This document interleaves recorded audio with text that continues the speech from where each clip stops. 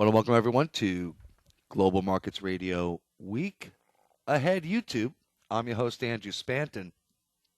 I know it's been a while, but I'm going to try and do these at least once a week. Sunday, February the 13th, 2011. Should be a very interesting week ahead in FX, as well as the other markets, of course. We have plenty of data coming out, a litany. If you're not familiar with trading on news and economic data, you probably want to stay out of the market this week. This week is going to be a big tell-all, be-all regarding CPI inflation, a lot of numbers regarding GDP, and the direction of really the global economy. I think this week is a big one. And if you're a believer, if the numbers are really going to be good, we could really be seeing the market anticipating rate increases in the near future, for sure. And I think that, just looking across the landscape of numbers, we start off right away. New Zealand retail sales tonight. That comes out in 5 minutes. We got Japan GDP tonight. Trade balance numbers coming out of China this possibly tonight, probably tomorrow. CPI data, PPI tomorrow out of China. Just a ton of data. Minutes out of Australia. Japan interest rate with their policy statement. GDP out of Germany, big. That's on Tuesday. London CPI, DCLG House Price Index on Tuesday out of London. Big German zoo. Big. Inflation letter, London. Leading index. U.S. side, we get retail sales, empire manufacturing, foreign flows of capitals, business inventories, and housing market index all in one day. Bang! Oh, my goodness. And then on Wednesday, we get even more data. London, non-farm payroll. I feel better, by the way. Thank you for wondering. Inflation report, King out of London speaking. Some Canadian manufacturing number, leading index also on Wednesday, as well as U.S. building permits, PPI and housing starts, capacity utilization, industrial production, crude inventories, and the Fed minutes. I mean, Tuesday and Wednesday is the 1-2 punch for U.S., big time. And then we still got CPI coming out the next day. But plenty of data before that, too. Inflation data out of New Zealand on Thursday. European current account. We already had the trade balance numbers coming out of Germany, and those were good. Wholesale sales out of Canada. CPI order expectations also out of London, too. U.S. CPI, unemployment claims, consumer confidence, Philly Fed, and Bernanke testifying. Oh, baby. I mean, if you don't know these numbers and you want to learn, to try my product this week, people, I don't know what you're waiting for. Remember, I have a premium service, and I am going to be discontinuing the winter special this week. The end of this week, that's it. Any deals I have, yearly, semi-yearly, that's 6 months. 3-month deal, all gone until at least June, and you're stuck at the $200 a month rate. No exceptions, no soup for you. You've had plenty of time. Oh, baby. Philly Fed, though, that's going to be a big one on Thursday. And then turn to Friday, we get more data, of course. We get the minutes out of Japan, leading index out of China, G20 starting. That's going to be interesting. You know they're going to be talking about inflation, big time. London retail sales, CPI data out of Canada. Bernanke speaking, King out of the Bank of England speaking also. Tucker out of the MPC too. And then Saturday, of course, G20.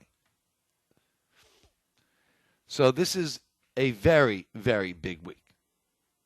And again, if you have any questions, go to my website, globalmarketsradio.com, globalfxradio.com. Why not? Or info@globalfxradio.com for more information. But I will be trying to do YouTubes. I will be doing YouTubes instead of the audio week ahead on Sundays. So there always is going to be a YouTube once a week at least. But this is going to be a big week, people. Big week indeed. So taking a look at the charts here, we'll start off with the dollar index. Certainly the weekly chart, we had that hammer, bullish engulfing. And now we're getting continuation. I got a channel line right here set up, right about 80. That's a nice penny and a half on the dollar index. And you can even do a Fibonacci on the short term. in this latest move down, we're talking about 79.66. So certainly the dollar index looking decent. And although, of course, as you know, I don't want that. Come on the line. Of course, as you know, I've been calling for 76 on the dollar index based upon this channel line here. And it doesn't mean it's over. It just means we're bouncing. That's it. I fully believe we're going to hit 76. I think, remember, as time goes on, this number gets a little bit higher. A lot of time has to go on before we get up to 77, but still, now it's like 76, 10, 15. Maybe we'll double bottom and it'll catch up. I don't know. But again, looking at this chart, it just looks like the dollar's going to rally a little bit more. And the problem is, when we look at the S&P closed tremendous. And I must say, the news out of Egypt is great. All the Middle Eastern stock markets are pretty much opening up. All you have is good news over the weekend. And it just looks like the markets want to explode, especially on Monday. Remember, almost all Mondays the market's been up. Doesn't mean this one is going to be the one. Doesn't mean this one's going to be necessarily the one where I would imagine we're gapping up. All good news. Nothing really bad. Obama's even willing to cut spending. I can't believe it, supposedly. And the real event risk is more riots in other countries and possible killings and possible potential revolution or things of that nature. But by and large, everything's looking good. So S&Ps look like they're going to go right here, this 1350. You can't really see it. You got to extend it all the way over. But you go back another about 4 or 5 months from here, and there was nice little resistance there. And that's about 1355. Other than that, this line you see here, that extends all the way up to 1400. And that is ultimate resistance. So you never know. It's only 60 handles, people. That's all it is. Looking at crude, in my opinion, I got to fix this line a little, but crude, in my opinion, certainly broke this whole uptrend line. It could not hold 86. This is a huge level, 85. Should we break through here, say hello to 80. Easy. Easy. Looking at gold looks fairly decent to me. I see this whole 1395 level as a big spot, but gold, now trying to break out a little bit here. Taking out a 3-week high, closing decent. Should we push higher? I still think gold's got to come into this 1275 level. It's this whole uptrend channel line, and it looks to me like that should be a big spot there. But I would think you need to have interest rates explode, the economy exploding, and maybe even inflation not coming in so hot. But all this inflation data coming out, boy, wow. If it comes out hot, you might even see gold make a move up. And again, we could reverse absolutely this week. But very big week in gold, very big week for inflation data, very big week for economic data. And again, if you're not sure how to trade economic news or interpret it, you might want to think about not trading or try my freaking product. Oh, baby. But, you freebies want to keep getting the free stuff. It's fine. Look at this euro dollar. Pitchfork, you want to call it on weekly? It just looks bearish. We couldn't even make a run for 139. I was looking for something even more. I thought we could have had nice get up to that 140 in reverse. Here would have been perfect. But the euro looks very weak. And you look at even this channel line here, euro could easily pull down to 133.50, maybe even 131. All this thing about Axel Weber and no German, there's not going to be any German presidency on the ECB. But again, look at this euro dollar chart. To me, it's looking very weak. But it doesn't mean we can't reverse. Doesn't mean we can't come back up at the end of the week. But for now, it's looking very weak. We are short. Dollar yen. Dollar yen looking like it really might have broken out. This might be a major, look, we have the doji, bullish engulfing, continuation. Dollar yen closes above 84.50. It could be really gone. Gone like the wind. This dollar yen really may have bottomed out, people. We're talking about 1, 2, 3, 4 months almost. 4 months. This dollar yen looks like it wants to go. Any sort of movement? Well, we certainly could easily make it 86. You might even want to do your Fibonacci from this level here, in my opinion, down to the lows. And we're talking about almost 86 is just the first line of retracement, 38.2. This thing gets a little momentum. Bond yields get up to 4% this week in the U.S., which it could. Let me tell you, with all the economic data coming out, CPI, PPI, Philly Fed, Empire Manufacturing, holy crap. I mean, there's a lot of data out of the U.S. We're really going to get an idea for if this economy is really doing that well. So this dollar yen looks like it really could fly like the wind.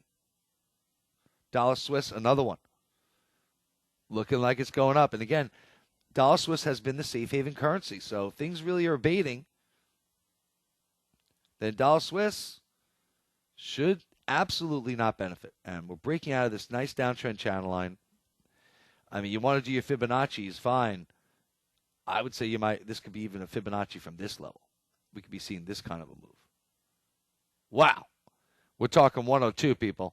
That's 500 pips. I don't know if that's necessarily going to happen, but we're certainly taking out this fib. Should the 61.8% retracement fib get taken out, that's 97.83 right here.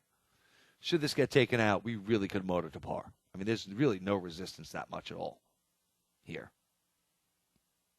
So 98.20 certainly looks like it's going there, but I gotta tell you, this dollar Swiss looks like it might want to run. Double bottom here, dollar yen double bottom. We could, this could be the start. Remember, the end of March is the end of the quarter, end of the fiscal year in Japan. So a lot of possible movement, no doubt. Sterling inside week. And again, the GDP was not good out of cable. Absolutely not. And, we got a lot of data coming out this week. A lot of data. This inflation news is going to be big. If London has weak inflation data, which I'm not sure. I'm not making that call. But I'm not so sure that inflation is really that rampant in London like the market's making it out to be. And the Bank of England is not either.